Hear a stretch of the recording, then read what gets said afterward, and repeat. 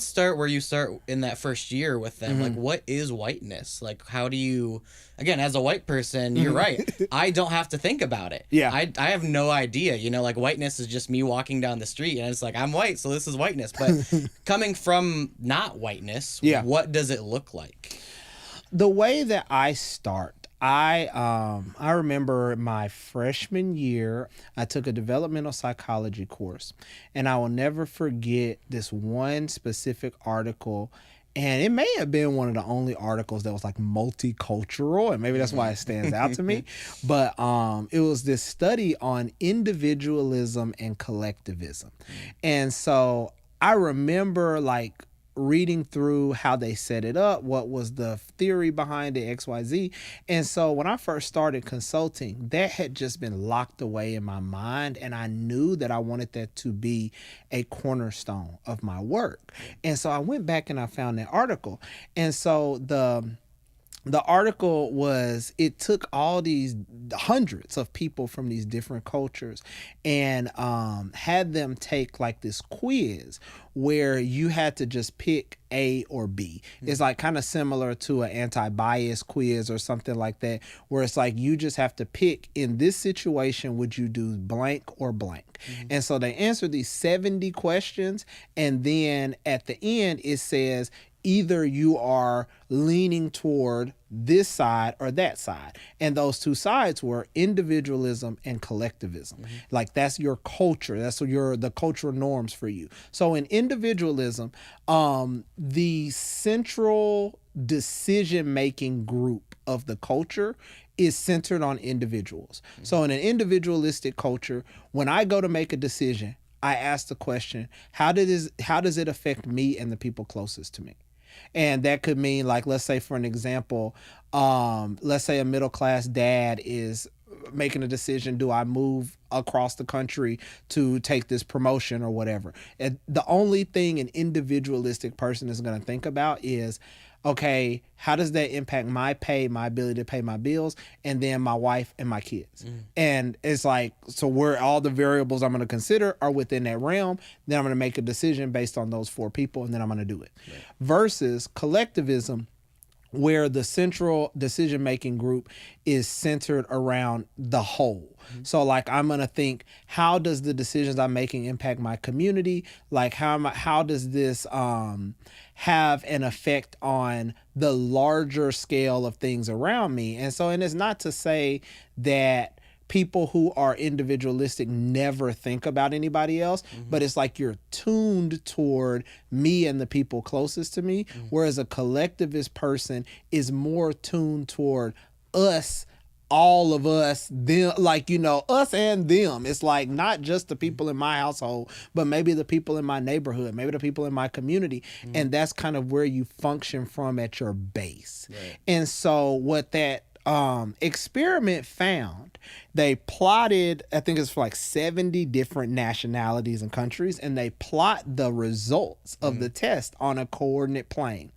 And so I went back and I looked at that coordinate plane, and everybody at the top, doesn't matter what country you're from, everybody at the top toward individualism had white skin.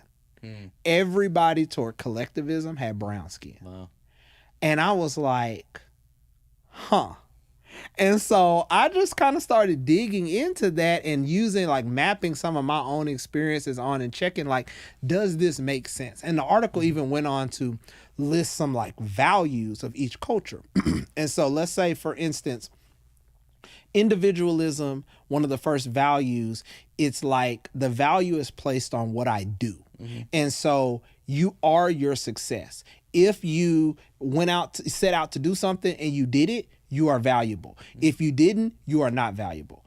The flip side of that coin, collectivism, is the value is placed on who you are. So regardless of whether you passed or failed the test, you're a good person. Regardless of whether you got the job or you didn't, you already have a positive belief about yourself and the people around you. And it's not so much based on performance. And so, I start kind of I kind of started mapping this onto these different institutions and stuff that I had been through. The institutions that seemed to rub me the wrong way. I was like, do I see any of these traits of individualism in there? And then like I started examining myself. Do I see myself as individualistic, like set? Where's my balance, my principle? Is it more individualistic? Is it more collectivist? And then, I just kind of started extrapolating, asking different people, like, which one would you set yourself in? And in my real experience, it played out like it did in the experiment. Like all the white people I asked, they were like, oh yeah, me and my family, we're definitely over here. And then the people of color that I asked, they're like, oh no, this is us right here. Like, and I was like, so maybe I'm onto something here. Yeah. And so, yeah. So I'm wondering, knowing all of that now, what in America, in the United States, like where is this white individualism showing up? Like, what does it look like in this country, like in the United States? Like, what are the ways that it's displayed? The short answer is everywhere. Like, we are a country founded upon individualism. So, like, let's think about Christopher Columbus coming here. Like they had a country. Christopher Columbus had he had a whole country. Yeah. And he was like, but if I go over here and get this other country, that's greatly beneficial to me and the people around me. And so he showed up at this other place. It's like, oh man, there's a whole lot of other people here.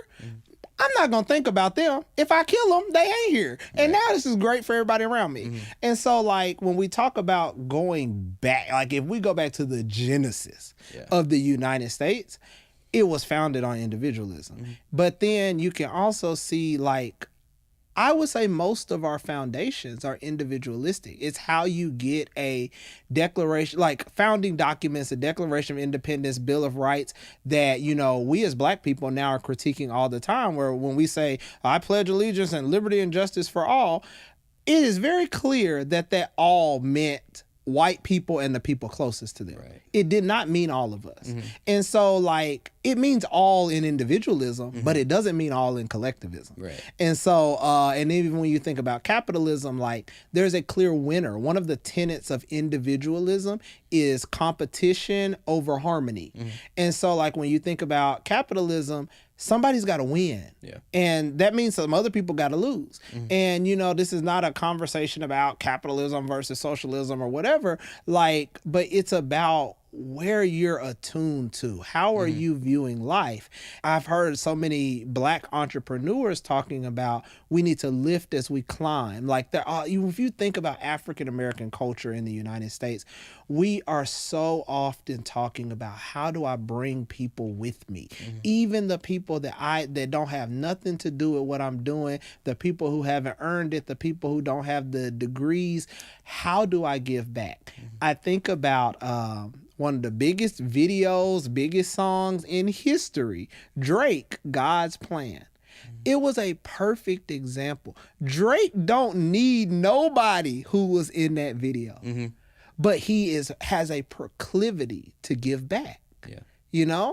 And so, I think it also goes, like I think about some other ways that collectivism shows up. People used to make fun of when a rapper wins a Grammy, they bring up their whole posse. Because if you was with me back when I didn't have a Grammy, it's your Grammy too. Yeah. Like, we up in here. It's not just me. I wasn't just sitting down in the basement rapping to myself. Y'all was here. Help me with the lines, helping me stay on beat. So it's our Grammy, And so those are some of the, like, maybe more practical ways that it shows up, at least in my experience. Yeah. So after hearing about collectivism and individualism and, like, their differences, it seems kind of to me, when you were talking about, like, the Drake song God's Plan, and also looking at, like, TikTok and how popular that is globally right now, it almost seems like we're pushing towards collectivism as a whole right now. Would you agree with that thought? I say yes and no. It seems like the world is trending toward collectivism, but individualism is not going out without a fight. One of the key tenets of individualism is, like, my value is based in what I do, not who I am. I think that makes white people, who tend to be a part of their individualistic mindset, it makes it really hard for them to have identities, because who you are is not what's important. What you have or what you do is important. So, like, if you think about the 50s, like it used to make me sick watching like the Leave It to Beaver type situation where you go into a neighborhood and every single house looks the same. But like for some reason, it seemed like for white folks, the way that they established the suburbs, it's like, I don't need an individual identity as long as I have the stuff I want. As long as I have achieved, then I am valuable. Do I know who I am? Do I know who I want to be? Do I like what I do? Do I like the person I'm married to? Do I like my family? I don't know. And I'm not going to ask, but I've got the stuff. Yeah. You know, I'm having a good time. It's fine. And so like I think that tends to be one of the downfalls of individualism. I also think like in that way, it is a trauma response in individualism. Like when people experience this trauma of being held to these unrealistic expectations. Like I have a lot of friends who are former Catholics or recovering Catholics or ex-Catholic. And like, you know, that's a religion that has a lot of rules and expectations. And I see a lot of folks who come from an individualistic culture have like this trauma response to feeling like they always have to be performing to be enough. And so like when I think about how that impacts, like how does a collectivist culture, someone who values who you are just as you are versus individualism, I feel like as a collectivist, I am the unraveling of an individualist. So and people, and now that I think about this, people when I was in college said all the time, they were like, and you know, I went to a very white college. They were like, I have never met someone like you. And I was like, what do you mean? And they're like, you just don't care whether you're doing the right thing that the school says to do. It's like you have your own compass, like you have your own identity. And I'm like, yes. And I'm like, what's the other option? And they're like, well, I mean, I'm going to school to be a lawyer because it's what I'm supposed to do. Like, it's what my mom wants me to do. My dad was a lawyer. I'm supposed to be here to be a doctor. And I was like, but what do you want to do? And they're like, I mean, it doesn't matter. Like, you know, I can't do that. Or I would love to cook, but it doesn't make money. Or I would love to do this thing, but it's not a real job. And I'm just like, oh no. Like, and so that was like personally where individualism, where I started to realize how much of a crutch or like like it's almost like a trash compactor. Like the people I met were conditioned to be so small and so exact. And it's like, if I don't win the race, I didn't even run. If I don't become a lawyer, I didn't become. I didn't do anything. I think that's why white women, like white middle-aged, quote unquote, housewives or whatever, really loved Oprah. She is an unapologetic woman. She's like, I am woman, hear me roar. And she has it all. And so, like, you know, she's wealthy, Oprah been Winfrey, okay? Like, she been rich. And I think for white women, it was like, oh, it's so nice that we always heard about the Christmas show. She gives away everything. We love it. We love it. We love it. But also she was being what white housewives weren't allowed to be.